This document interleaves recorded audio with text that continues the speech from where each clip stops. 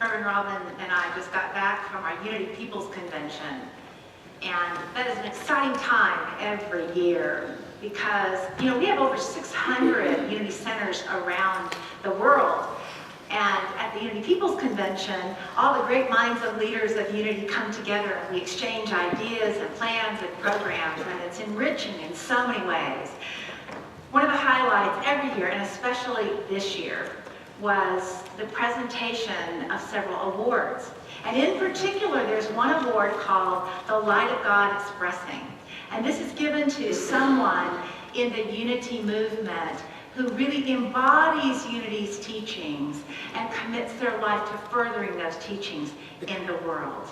And this year the award was given to someone who's very near and dear to Robin's and my heart, and also to many of you. And it was given this year to Reverend Mary Ownwake.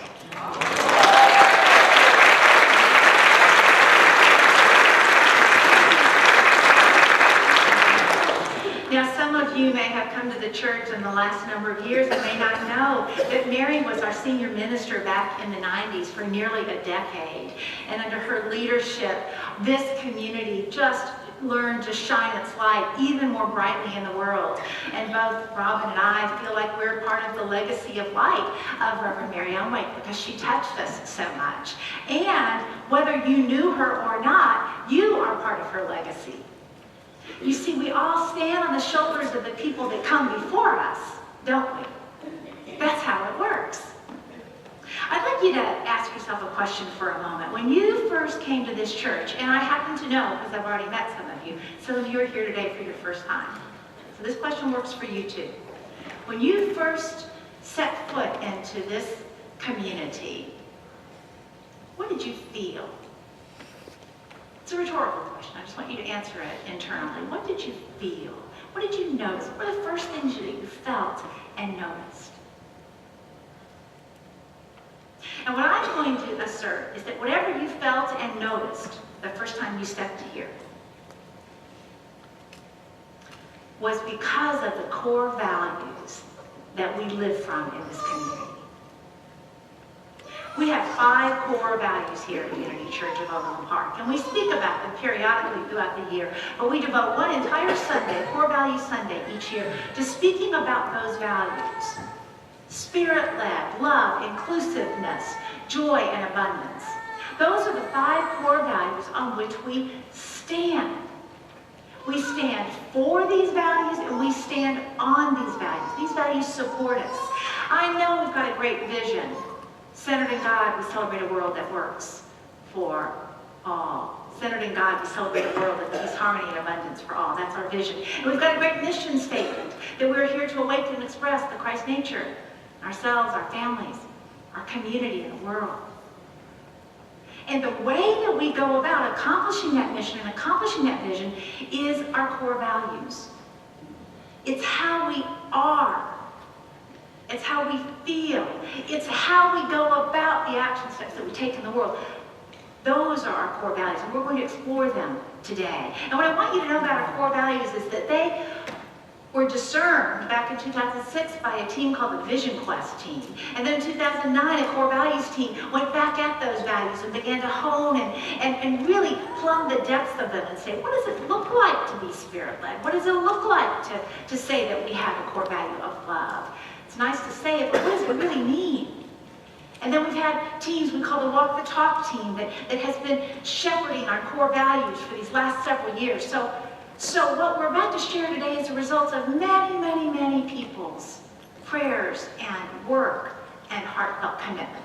Now in your bulletin today, you've got this card. I'm going to ask you to pull this core values card out. And also a pen, if you will, because you're going to get to work with it.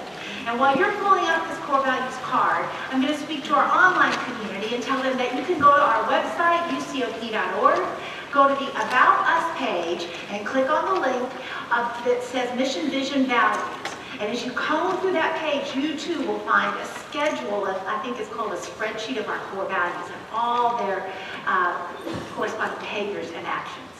So everybody got your core value sheet out now.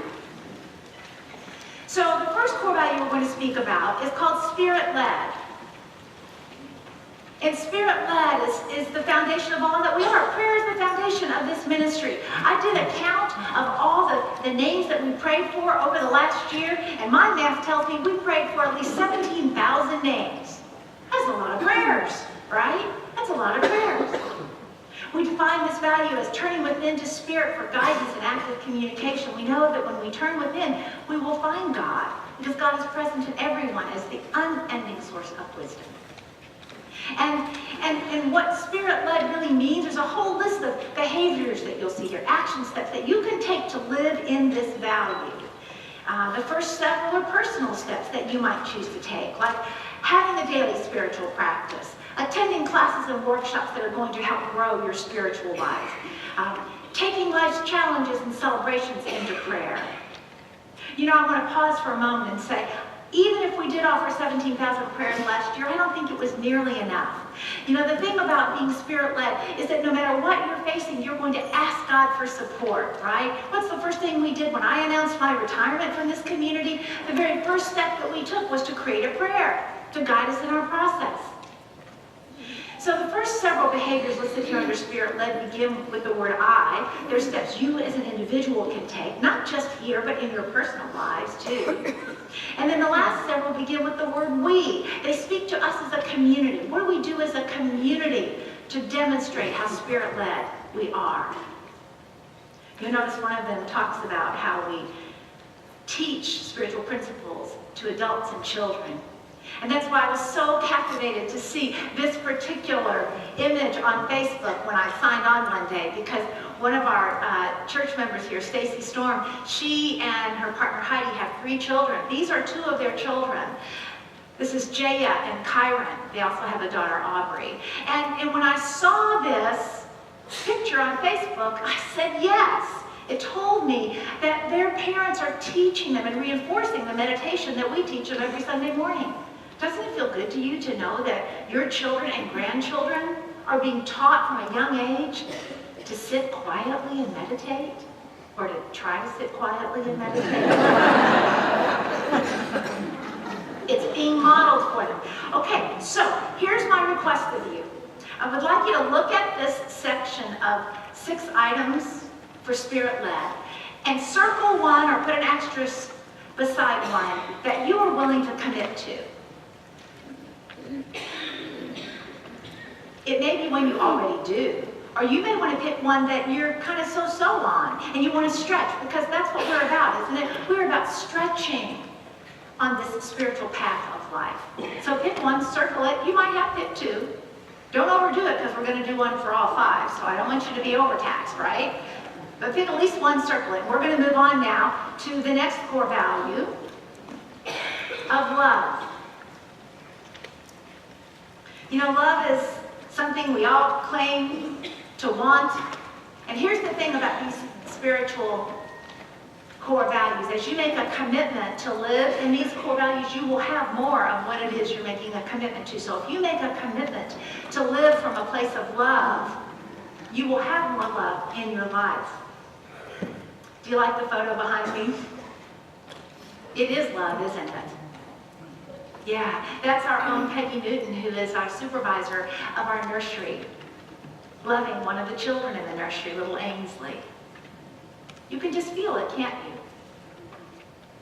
And so beyond just feeling love, we kind of know it when we run into it, right? But the core values team sought to operationalize it. What are the behaviors that speak to us being love and having love as a core value? And we defined it as we express unconditional love and inner quality that sees good everywhere and in everyone. So seeing good everywhere and in everyone involves things like making a commitment to having loving relationships, to listening with empathy, to welcoming and greeting everyone in love. If you're here for your first time today, I hope somebody welcomed you. Perhaps a greeter at the door or someone else sitting beside you.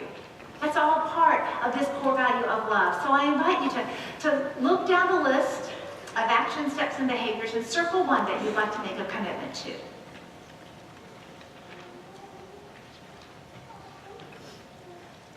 We remember that Jesus said, "Love one another as I have loved you." We're about sharing the Christ love in this community. And now we move on to inclusiveness. Every new member class I have taught here, without exception, I always ask them, so why are you becoming a member? Or what drew you to Unity Church of Overland Park? And without exception, more than one person, sometimes the majority of the people in the room, will speak about inclusiveness. Now, they may not use that word. They may use words like, well, diversity, or I like the fact that you teach about other faith traditions, or I like the fact that everyone is welcome. But somehow they will speak about inclusiveness. It is a hallmark of who we are. We define it as embracing all people as expressions of God. Everyone, regardless of culture, background. The picture behind me represents our commitment to interfaith. This community sponsored my attendance at the Parliament of the World's Religions back in 2009 in Melbourne, Australia. And this picture is of a beautiful New Thought choir that Ricky Byers-Beckwith led while we were at that gathering in Melbourne. There were 5,000 people. Over 250 faith traditions were represented there. It was awesome. We also recently, as you may remember, just this last year, received the Kansas City Interfaith Council's award for the interfaith work that we do. So that's part of how it is that we model inclusiveness. You look for the Christ nature in everyone. We teach classes, and we invite you to reach out to attend classes that are going to broaden what you already know about other faith cultures. We foster authentic relationships, real relationships that honor the diversity within people. And so I invite you to take a look at the action steps and behaviors that are listed here, and you pick one that you're willing to embody, that you're willing to work on, to stand on, and to stand for.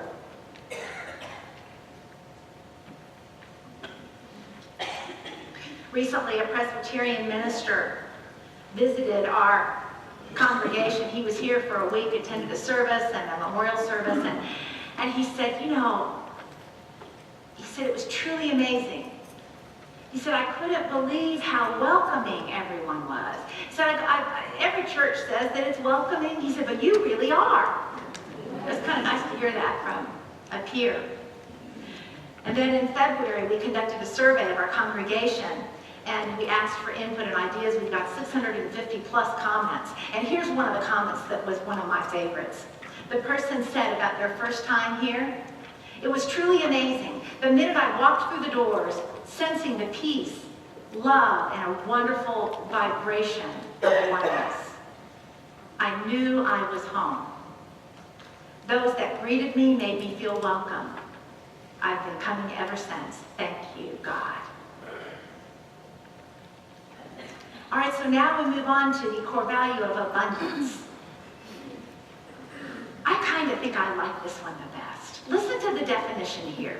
We know that God is our source, and we celebrate the unlimited possibilities present in every moment. Isn't that what unity is all about? Knowing that God is our source, that it's not the material human things in our lives that source us, but rather we are sourced by an infinite God that created this world. And therefore, whatever it is that you see is not restricted.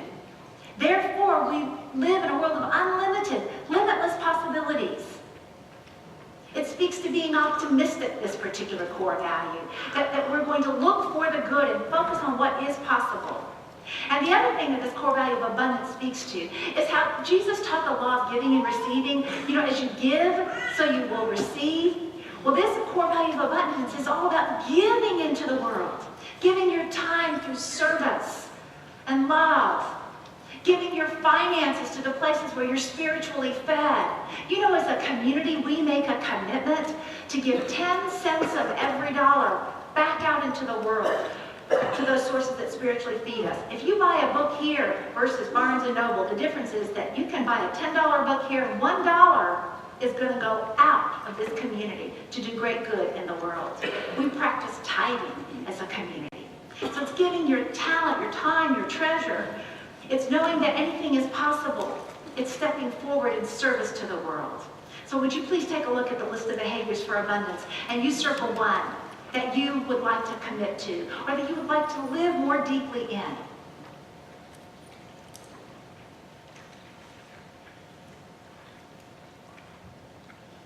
All right, and now we move to joy.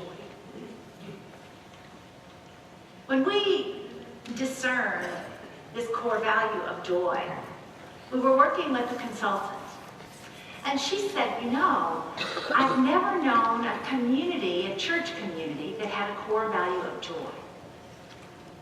She said, but as I've gotten to know you, I see that it's absolutely true about you. Joy, absolute joy. We live from a positive view of the world and celebrate life. We choose to be optimistic. You know, when you live in joy, you choose to be optimistic. We value humor. We look for activities that bring us joy. Don't you just love this picture here? That's pure joy. Now, what other church could you go to where you would find the Associate Minister of Administration and the then Director of Communication having a duel with cans of whipped cream? Pure joy. Just pure joy. Just for the fun of it, right? Just for the fun of it. No whipped cream cans today, please. But we could have them. We could have them. So it's joy. It's all about just experiencing the joy of life and living from a positive view of the world. Would you take a moment now and look at these different behaviors that we have here that demonstrate joy? You know, it's okay to laugh in church. Thank goodness, huh? Yeah. In fact, it's meant that we tap into that inner spirit of joy that is within each of us and in each of you. So circle a behavior and action step that you'd be willing to live into. And I realized if I could have BJ go back to the abundance slide. I don't think I commented on the image. The reason that I selected this image, this is an image of the fruits of our Unity Garden. Do you know that in the first growing season of the Unity Garden, we were able to grow 2,000 pounds of fresh produce to give to needy families through Head Start? In the first growing season, we did that. We received in the first year 3 grants of over $3,400. I mean, this is a true example of giving and receiving, and that's what abundance is all about. It's your efforts as volunteers, showing up to grow the seeds and transport the food and just love and bless and pray for. That's abundance in action. Thank you, DJ. So, about a year ago on Core Values Sunday, we created 5 stones, big stones. Each one had the name of one of our core values on it. And on that Sunday, we gave the stones, we presented them to people in the community that we felt like embodied each core value. So we gave each stone to one person, and then we instructed them to keep it for a while, and when they were ready, to present it to someone else in the community that they felt embodied that particular core value. That's what we call today rolling stones. You know, the stones have been rolling through the community. I know it's kind of corny, but it's okay to laugh because remember, joy is a core value here. So anyway, we created for this core value Sunday a plaque that lists all 5 of our core values and the names of the people to whom those stones have been presented. And let me read you the top of the core value plaque. It says, celebrating our core values. We have 5 core values which support the mission and vision of our community. The people named below embody our core values through their actions, words, and consciousness. We celebrate each of them and the dedication they bring to our community. So we'll be hanging this up in the church, and before long it will be full, and we will have another plaque, and so on and so forth.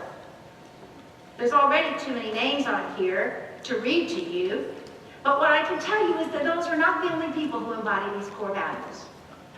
You wouldn't be here if these core values were not somehow a match for you. I mean, these 5 may not be your top 5, but I bet they're in your top 10. So as you learn to live in them within this community, you learn to model them in your life as well.